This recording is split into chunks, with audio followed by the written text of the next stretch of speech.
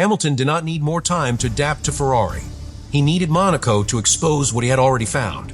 For months, people asked whether the SF-26 was too aggressive, too complicated, too difficult, or too dependent on the perfect conditions. The Fédération Internationale de l'Automobile had already inspected Ferrari's concepts.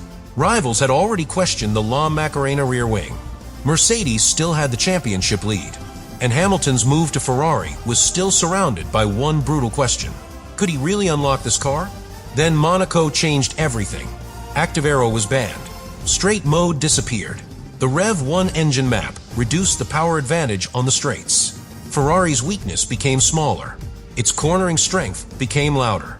And suddenly, Hamilton was fastest, Leclerc was second, Russell was almost 4 tenths behind, and the entire paddock saw the SF-26 in a completely different light.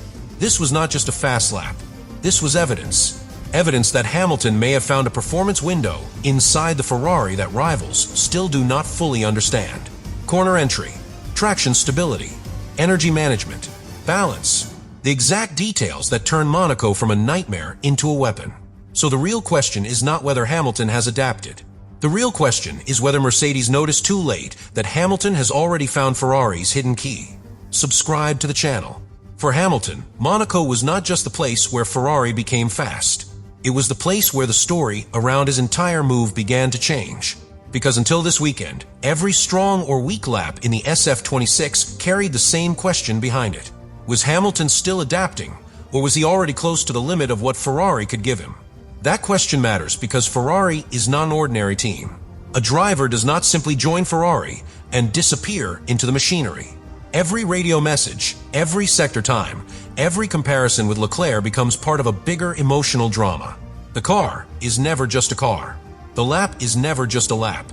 The pressure arrives before the tires are even warm. And for Hamilton, that pressure was even heavier. He was not just a new driver. He was the driver who left Mercedes. That changes everything. Mercedes was the team where he became the symbol of an era. The team where he built history, fought championships, and understood every rhythm of the garage. Then he walked away and joined Ferrari, the one team where success feels louder, failure feels sharper, and patience disappears quickly when the red car looks even slightly capable of winning. So the early months of the partnership were always going to be judged harshly. If Hamilton was behind Leclerc, people would say he had not adapted. If he was ahead, people would say Leclerc was under pressure. If Ferrari was slow, people would question the move. If Ferrari was fast, people would ask why the results were not bigger. That is the trap of being Hamilton at Ferrari. Nothing stays small, and that is why Monaco mattered so much. Because Monaco is the one circuit where driver confidence is exposed more brutally than anywhere else. You cannot fake comfort here. You cannot hide hesitation. You cannot cover a car that does not give you trust.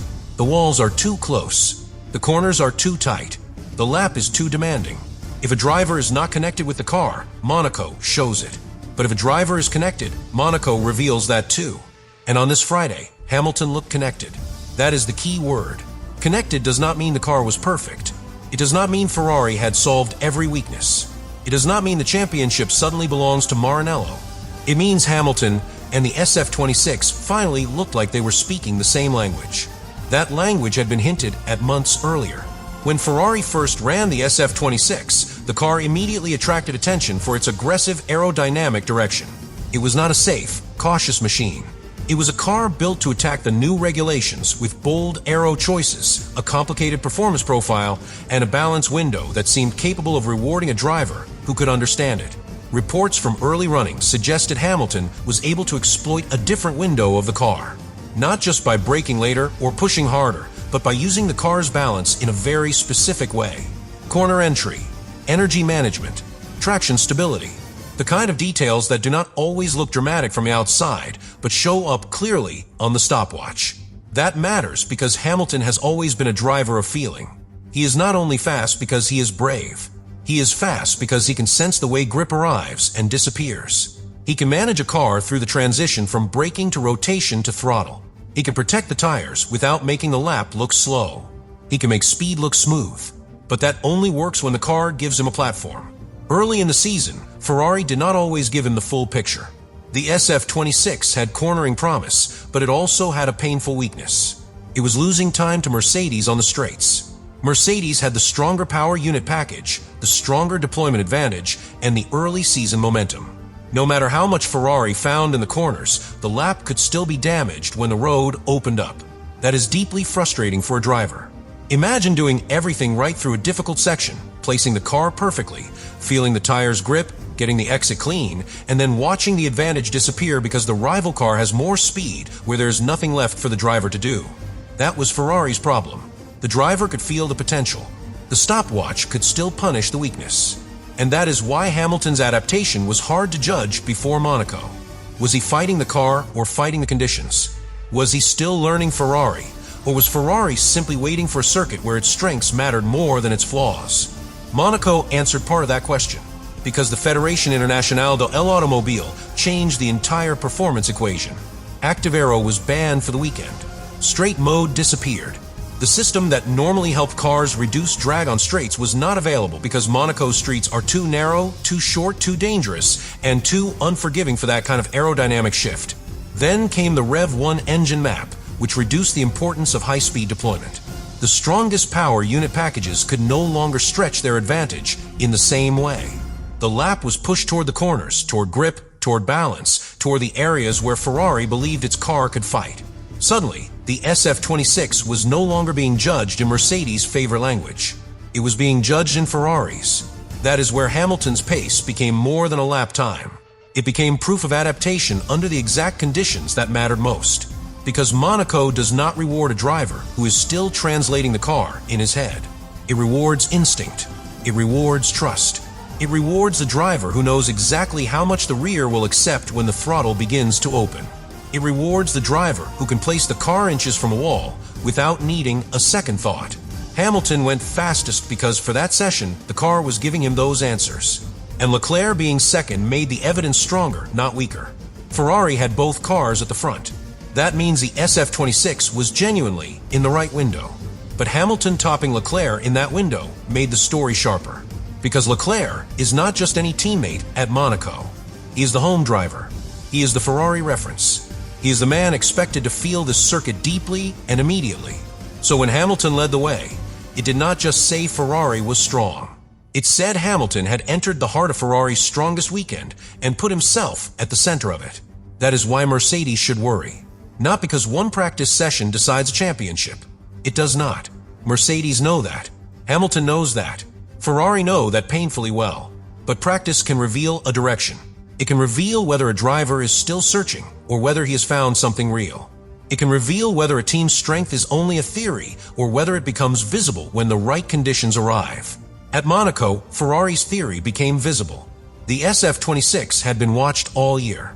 The Fédération Internationale de l'Automobile had reviewed its aggressive concepts.